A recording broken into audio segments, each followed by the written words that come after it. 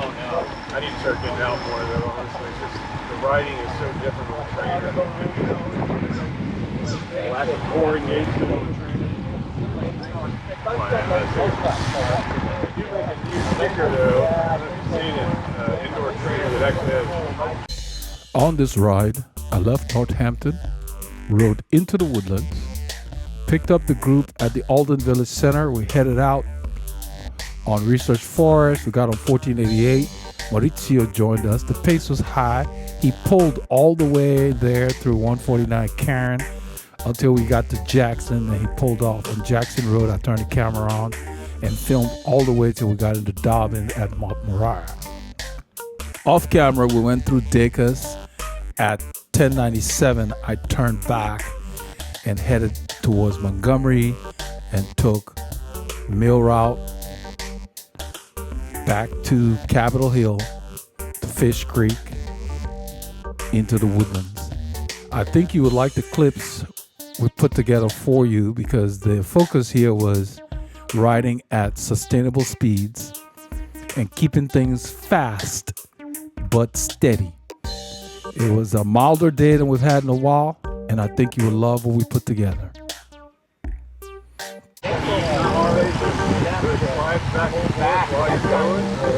We're leaving the Alden Village Center in the Woodlands, Texas.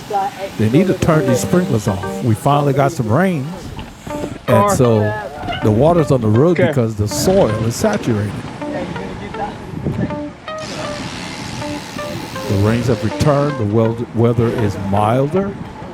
The intensity of the sun is less than it has been. So at this point, we're across 2978. We're warming up, going towards Taminac Boulevard. We're in the neighborhoods here, heading towards 1488 West. It's a new rider on my right. His name is Darren. He works with Doug Shop. Doug brought him to the group. That's Jesus on the right there. That's Stan on the left. And Mo is here with us. Mo had been in Italy for the last several weeks, and he's back home.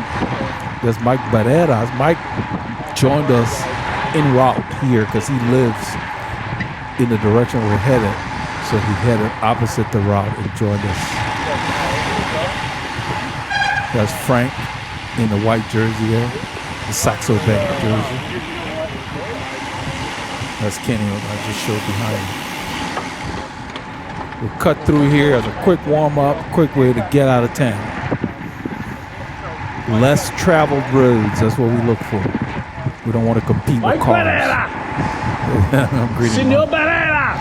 There he is. Hey, Albert. How you doing? Paul didn't make it today.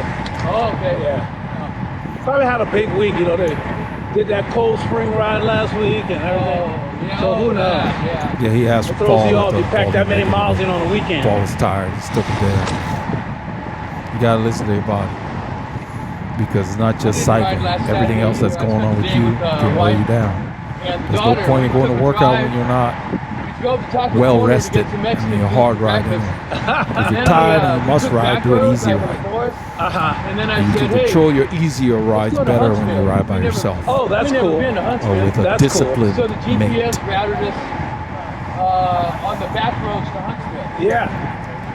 So we're just chatting and cool. rolling out. It's very overcast, Nice college vibe up and there. as we get out, there'll be a lot of San fog. And towards the end of the filming, you will see that the weather's camera finally is tapering full off. of mist Yeah. as we approach got the some rain Montmoriah yesterday. Dobbins We area. got some good rain yesterday. Yeah. We Soaking rain. finally got some rains, man. We got some soaking rain that came in, and the grass is happy. I turned off those sprinklers, man. It's like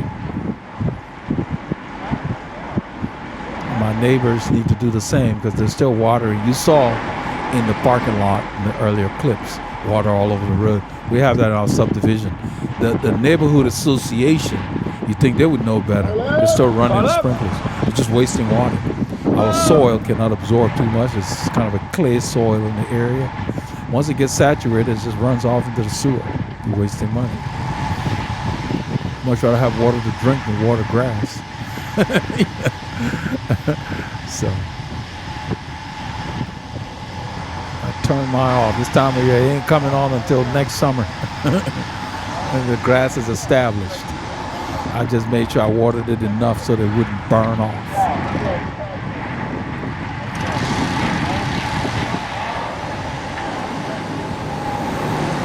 This is 1488 Westbound. We're in Montgomery County, Texas. This is Egypt. This area, I believe, is Egypt. On the edge. It's funny, your Egypt. discs are quiet. Yeah, they're actually, I changed that wheel, so they got a little contamination, so they're a little noisy, but I know how to keep them quiet. Yeah, there are other riders in the group when they break, the discs. And I was telling Mike, he's got disc brakes. I've never heard his discs making noise. So he just mentioned that he knows how to keep them quiet. Your brakes should not be telling everybody that you're braking. What is visiting rim us? brake? It's gonna be fast today. Yeah, Mo's, he's at the front. Mo is pulling. So I had taken off a week off the bike, and so this was the longest ride I'd done in about 8 or 9 days. So my plan was to just sit in and do minimal effort and keep the distance reasonable. But the ride was set for about 137 kilometers, 85 miles. So the rest of the group did the whole thing. I turned around once we got outside of Montgomery. This is Mike Bradbury here. We call him English Mike. Looking smooth. So we're doing 39 kilometers an hour. That's about 24 and a half miles an hour. It is sustainable. Mo is pulling. We're in a tight line. Right now I'm staying next to the white line, but there's a lot of debris you can't see. You see Mike is waving. Somebody must be parked. I think there's a vehicle parked on the shoulder. So we're going to use the main lane. Just, you got to read the road when you're riding. It just pushes flats out of your way, so to speak. There is no reason. Oh, these are 3 riders we're passing. That's why he's waving. I believe there was a car at one point. Anyway. But we're moving. I mean, we're not messing around. So most of this ride, 23 to 25, thereabouts. I believe Maurizio said he averaged like almost 21 miles an hour for 100 miles. He did 100 miles in 4 hours and 3/4 of an hour, like 4:45, something like that. I mean, he wasn't really paying that much attention. He's done it faster than that before.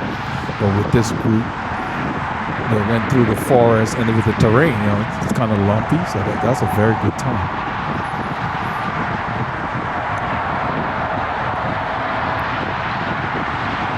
So that's one way to build your long-term endurance is ride at a pace you can sustain, for certain workouts, instead of going too hard and having to slow way down. Now we're doing 40K, and we can roll at this pace in these conditions.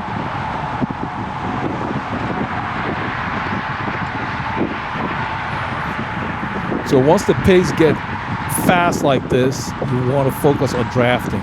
I'm sitting right on Mike's left side here for 2 reasons. I'm getting a nice draft. He's a fairly tall rider.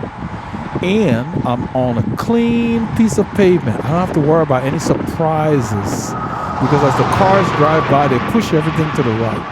So even though the whole shoulder looks clean, there are a lot of little things further to the right. When you go about 2 to 3 feet away from the white line, you got a lot more to deal with.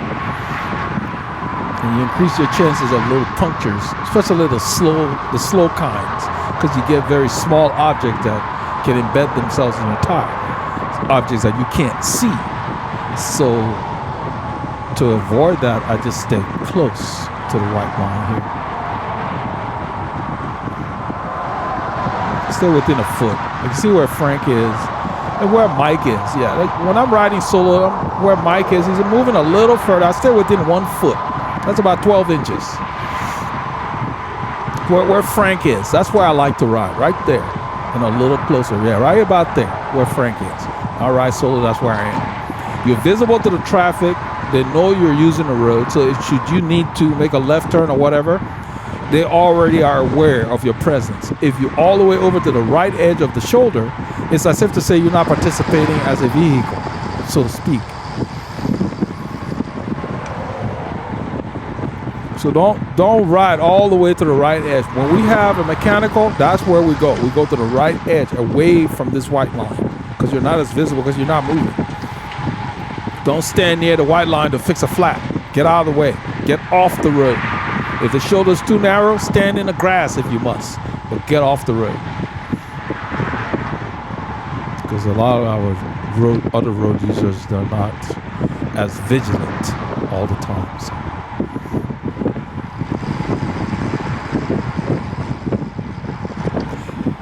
Every now and then you'll see me wipe the lens. You know, just because of the fog. Look in the distance, you can see the fog. When we got to Dobbins and we stopped at 105 at the second taco corner, we were all drenched from the moisture of the fog on our kit. It wasn't sweat, you know. And then when we restarted, everybody was saying, I'm feeling cold because of the evaporative cooling. Most of us had to take off our glasses and put it on the back of our heads, or where some people stick them in their helmets. I like to put it on the back of my head backwards so the arms are behind my ears, then to stick on the helmet, because depending on what kind of helmets you have, every now and then they fall out. So I just don't bother putting them on the helmet anymore. And I like putting it behind my head because the lens does not get dirty or anything. And once you take it off, you put it on, they're ready to use. So and then it's back there, it's out of the way, you don't really feel it, and it's secure. These glasses are not cheap.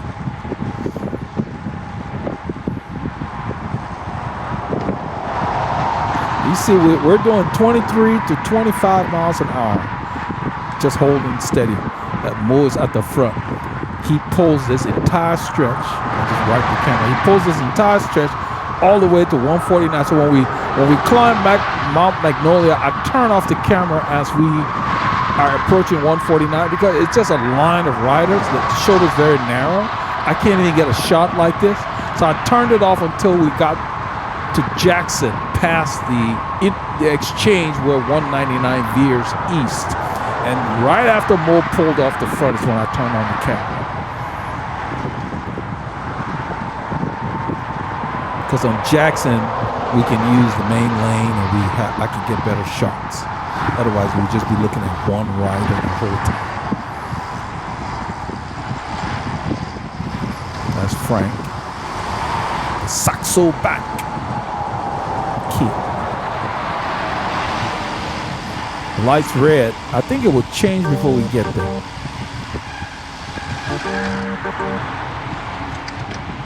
You got to pay attention because when somebody like Mo is pulling, he wants to get back up to 23, 24, like that,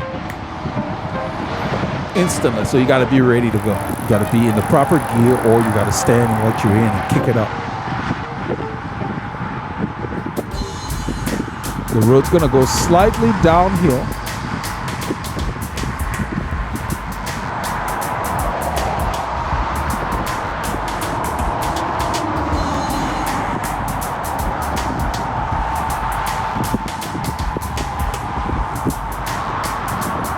And at this point in the ride, this is where I began to feel like, yeah, I was fully warmed up, because I rode about 45 minutes to get to the ride, and now we've been riding for about, say, 20 minutes. So that's the better part of an hour. So you've got to really give yourself the time you need to really be ready to do a harder effort. You got to find out how much warm-up you need.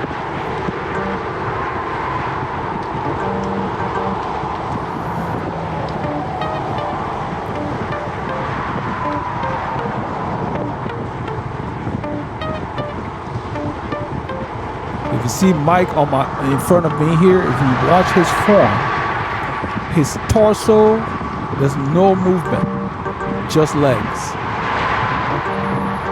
So that's somebody who has spent a lot of years honing his form. Starts with a good fit. Get a bike that fits you. And that really makes you more efficient, so that most of the time you're not expending a whole lot of energy. You save that until it's absolutely necessary. Just remember that. You need to get a fit. Don't skimp on it, otherwise you will spend decades trying to get there. If you can't do it yourself, get some professional help. That's the reason why competitors have a coach. They get there quickly. There's more focus. There's no trial and error. They know exactly what they're working on each ride. And you really should incorporate what the group is doing to fit your schedule. So if it's your hard day, you go with a group and they're going harder, you're feeling good, then you go hard. If it's your easy day, then you might want to go with a group that's going slower on that day, or you sit in more until the group gets really out of hand, and then you let them go because it's a slower day. So you got to let the group ride assist your structure. Don't let it dictate what you do. Use the group rides to enhance, because riding with the group will push you. It's more motivating. It's a lot more fun. It's one thing about the social aspect of our sport. There are times when I prefer to ride alone, and I do that too. I don't do every ride with groups. I might do 2 or 3 group rides now and then during the week, but most of the time it's 1 or 2 tops.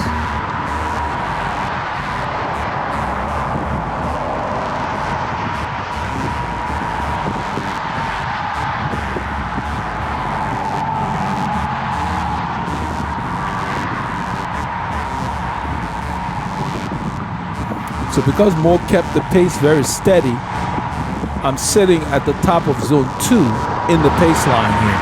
It's going to go up because the road's starting to go up. Once you start to climb, you're going to be pushing harder, because we don't slow down because the road's going up. All we do is get a reasonable gear and try to stay within the same effort. And you always end up working harder on the climb. It's hard to gauge the effort on the climbs. But the idea is, why would you want to go slower on a climb? You want to get it over with. I think it's too painful climbing slowly anyway. Just find a gear you can work with and get it done.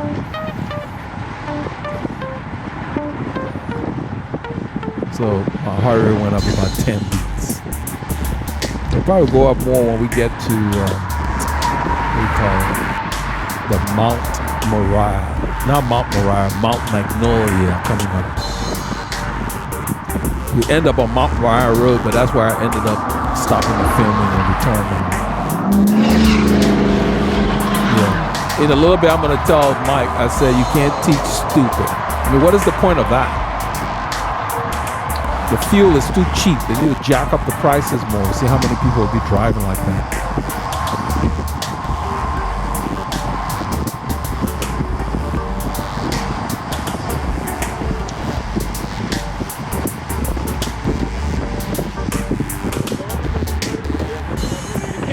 Stupid. Now that was a wanker. So Mike Barrera, I call you a wanker. That's for you Brits. You know what that means. That was a wanker. Yep. It's just stupid. We got a bunch of them doing that crap. We just ignore them, and that's what you want to do. They're ignorant. You cannot argue with a fool that will beat you with experience.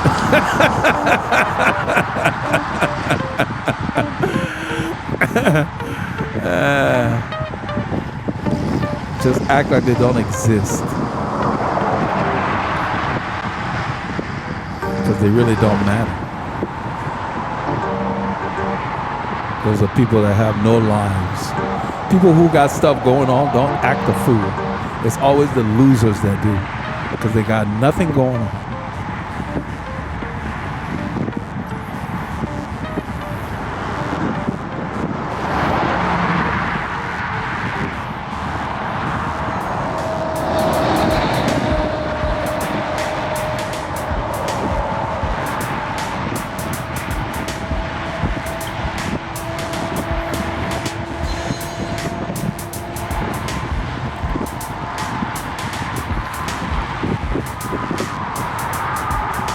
I spend more time on my bicycle than I do in any car. As a result, I have to keep my car on what they call a trickle charger. I plan trips in the car periodically. I get them all done on one afternoon or whatever, and then I park it.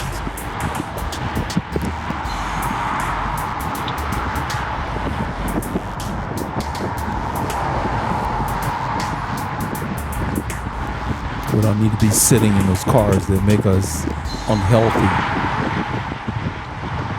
People need to get out, walk, run, do whatever. We need more pedestrian facilities. Get people to get out of these cars and walk around. Your body is meant to be used as a machine. We come on Mount Magnolia, and Mo kept it very, very civil. I mean, we're doing about 23 miles an hour, which is pretty good for this climb, you know, but I mean, they've gone faster. They'll do 25 on this thing sometimes. But this, yeah, we're down to 18 here. It was reasonable.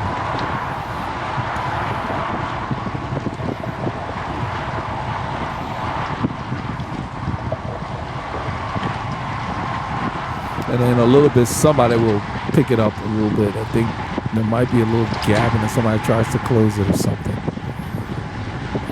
But near the top here, we're pretty much cresting.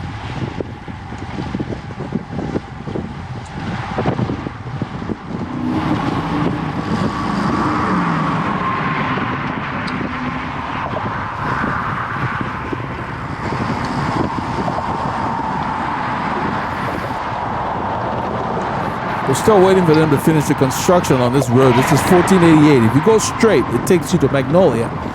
And that's how we go when we go out west. And it's just a mess right now. You see the barrels here, but as you go further, the road is even more torn up. And there's only 2 lanes, and it's just heavy construction between this area and downtown Magnolia. So it has put a crimp in our routes to go west. Gonna have to get a little more creative because I want to go out there. The weather's milder now. We can do longer rides. Dealing with that heat. That so-called heat dome has been pushed out of the way. Finally.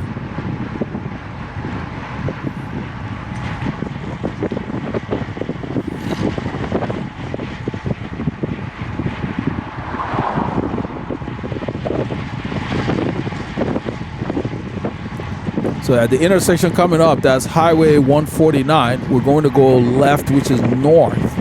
And that will take us to Jackson Road. From there, it will take us to Dobbins. So at this point, I started thinking, I'm just going to turn off the camera because it will just be a line of riders on that narrow shoulder. Not much to show. I tried to put the camera in my jersey, but there was some material in the right pocket. And I couldn't get it to go in there. You will see me with the camera. I don't know if I still had it on at that point, but I had to end up chasing back to the group because I end up on the back of the group fiddling with it to put it up. So I just decided to hold the ride, even though it was off. Green up. So everybody's got moisture, from the mist. It settles on you. Kind of dirties your bike, with the grime from the road, the dust and all that. Makes mud. I think somewhere around here I decided to turn the camera off.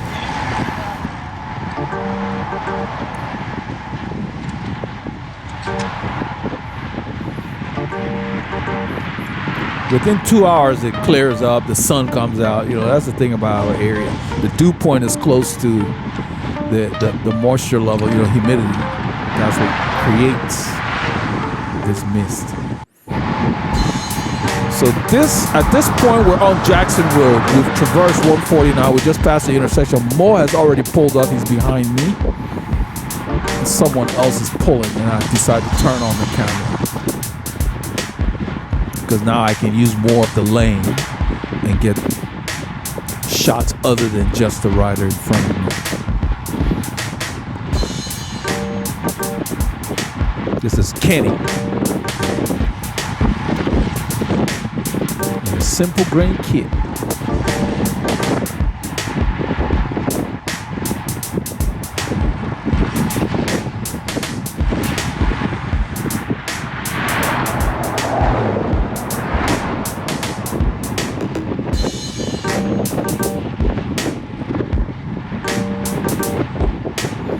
you can see we're still doing 23, 24 miles an hour. So if you and your group, depending on the terrain, you do this and you guys do this for 4 to 5, you can cover 100 miles, let's say, in maybe 5 hours and 15 minutes. And really, it's not, I mean, I'm in zone 2 sitting in, so everybody can be in, a reasonably mild, moderate effort level while you guys do that. A lot of groups do that, and they do centuries, they ride together, and they share the pace. And in those instances, the focus is keeping things steady. You probably have ridden with some riders, like it was just maybe 2 or 3 of you or 1 or 2 of you, and every time you're done pulling, the person will come around and accelerate. I hate riding with people like that because we're not racing. If we're riding together, let's ride together. And when people do that, I just go ahead and change the route and let them go. I don't need that. You know what I'm talking about. Some riders can't resist the urge to push on a little climb or just mixing up the pace, and it's disruptive. If you're not in the mood for that, let them go. I've done that many times. You go on a group ride, and let's say some people want to come back, and you come back with them, and instead of them riding with you, they act like they're competing. And you guys have already left the main group, and it's just 2 or 3 of you, or 1 or 2 of you. And after a while, you get tired of it. Just let them go. Ride by yourself.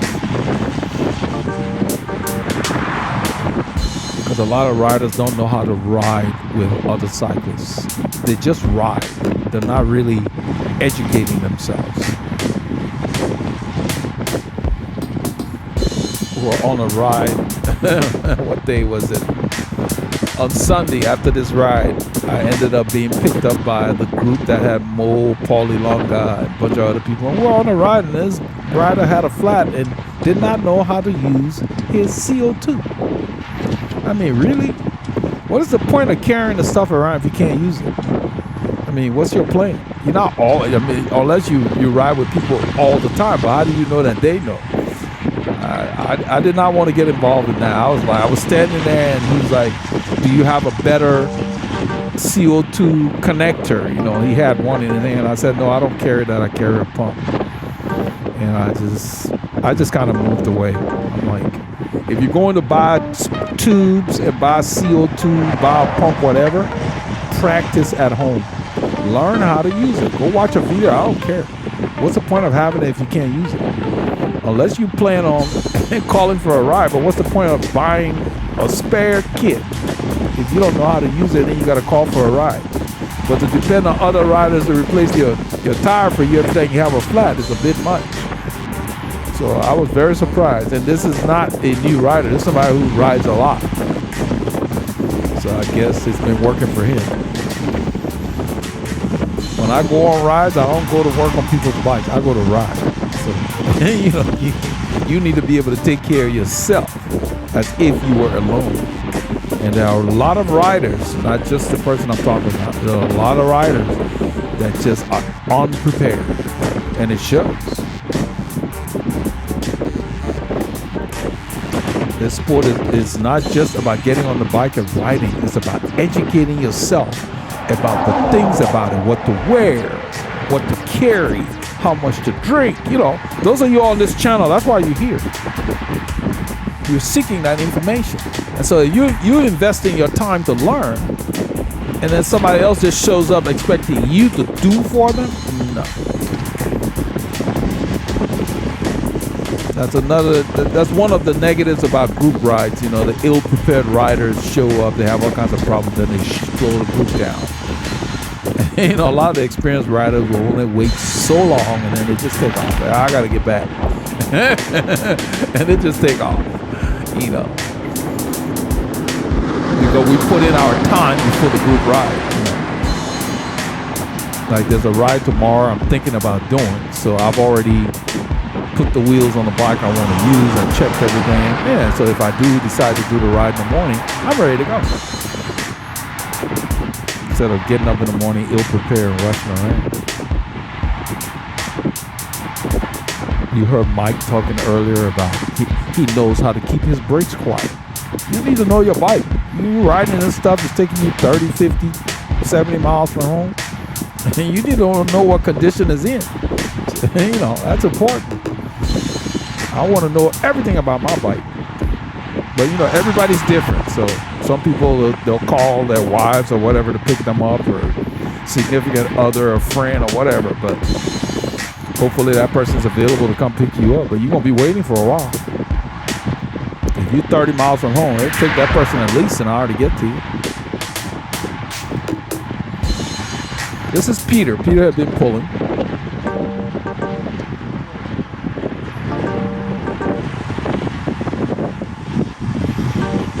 I didn't realize that we were holding 40K that long. I just knew that the pace was fast, but it was steady. It was more tolerable. It was more sustainable. It was a very enjoyable ride. But with the fact that I had been off 8 days, I did not want to do 137 kilometers on this day.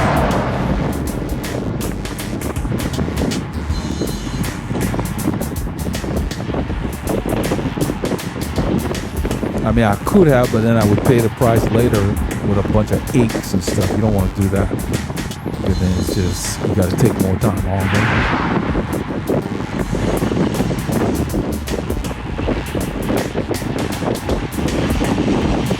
I think we're going to be approaching a climb soon.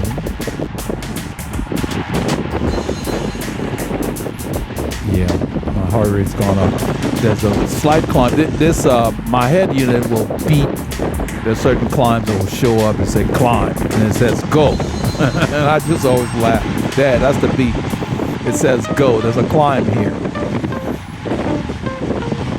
I like the graphics because they'll tell you whether you're on the 2% area. You know, it's a little delayed because, of course, by the time GPS says 2%, you've already traversed the 2%, and maybe you're on something else. But it gives you a graphical overlay, just like you see in the UCI bike races, so you can see where the pitches are. It's kind of nice.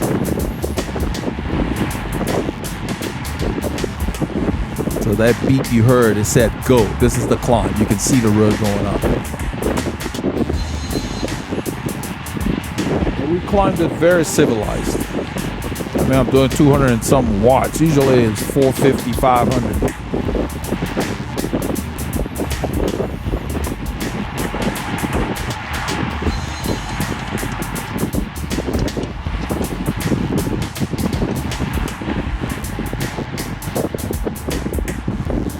It went faster here just a little bit. I'm going to ride back up to his wheel.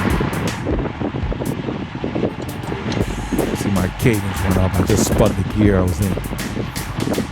You can see Mike B spinning up there. So somebody has raised the pace. So he's using high-speed cadence to hold the effort.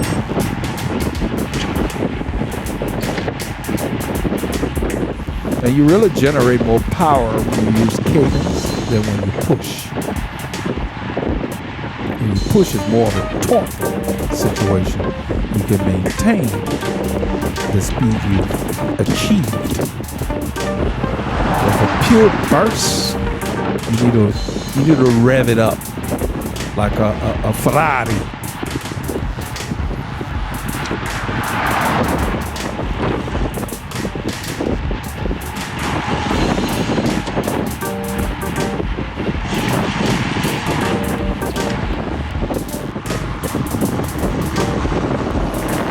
Beautiful road, Jackson Road. I didn't realize my heart rate got that high.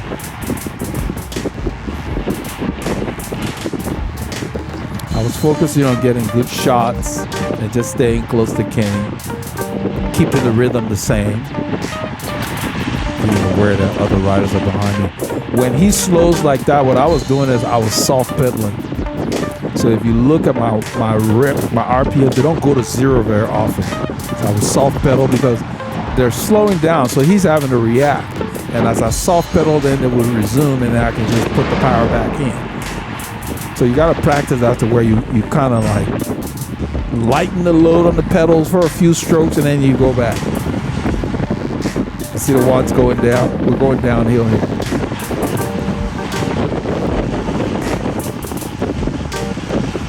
And there'll be another bump. Right about here, it starts to go. That's what that beep is. It said go. There's another climb. They're short rollers. I stay on his left because I started to go a lot faster than he was going, but I stayed to the left to just keep my rhythm. Because somebody started going fast and then it slowed down. And with that momentum on a climb, I don't want to lose that. It takes more effort to get going again. That's why I drifted to the left.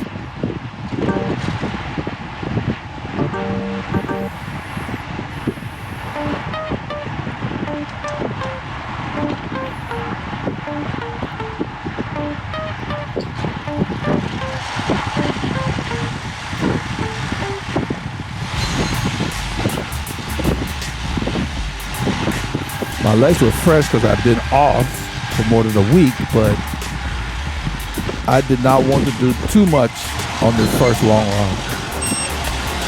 This is 1486. We're going to turn. It's a slight downhill. I'll ride up to Kenny's wheel.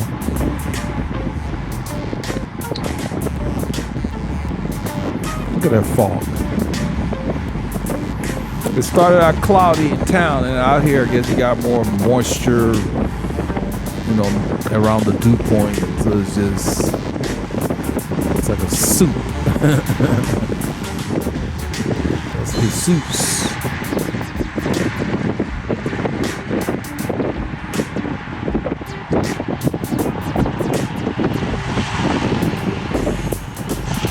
They're slowing down. In the group, there's always a little bit of a slowdown as you react, but what you want to do is don't do anything sudden. I cleaned it here.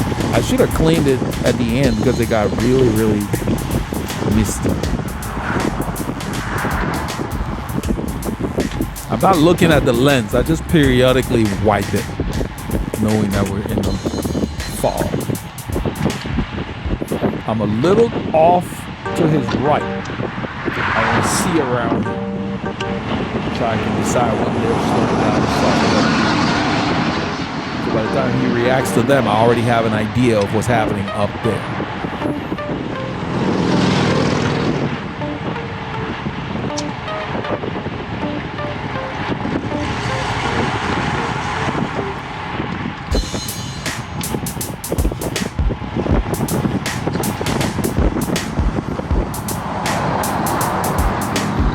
At this point here, I can't see very well because I still have my glasses on and the mist has just increased. You can see the camera, even though I had just cleaned it, look how much it's picked up in this short period of time. So visibility is a bit impaired. I mean, I'm not blinded or anything, but you know, if I had removed that, I probably would be able to see a lot better. But I just left it on, it was okay. I figure we're going to be turning in about probably 5 kilometers, about 3 miles.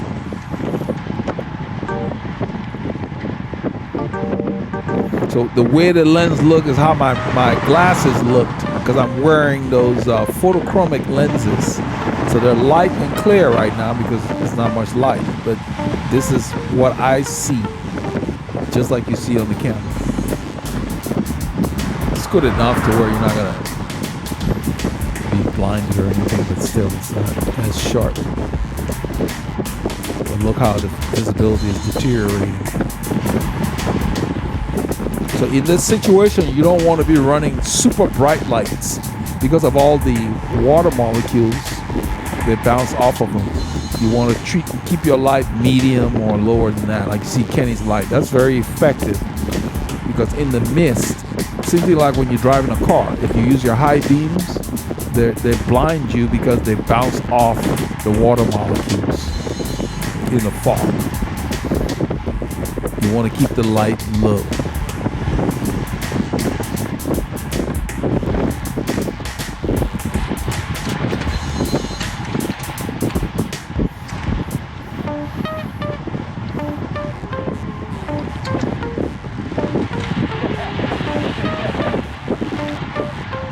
I'm not sure what they're laughing at, but somebody's laughing back there behind me. So yeah, the visibility has deteriorated. It's actually better than you see in the camera here because the camera is accumulating all this mist, so it looks a lot closer than it is, but in real time without the mist on the camera, you can see probably about a mile or so, which is plenty as far as somebody driving a car.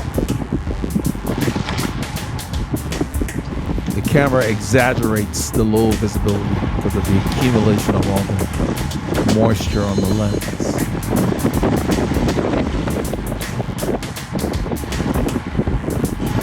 The turn off the Mount Moriah is coming up.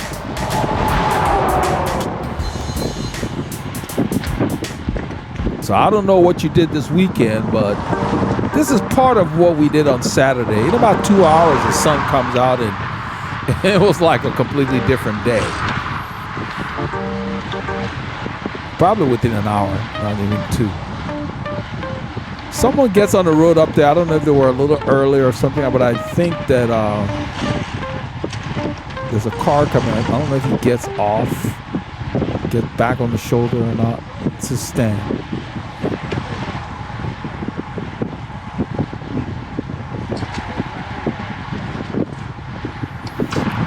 Pulled out of the line. We're going to be turning soon, so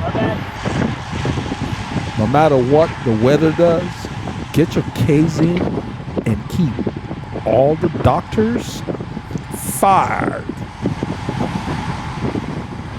So we're going to take the lane, and I'm going to let them know there's a car coming. He's going to take the other lane as he goes by. I'm letting them know so they don't turn. You can see to the right how clear that is. It's just that moisture fell off the lens right here. So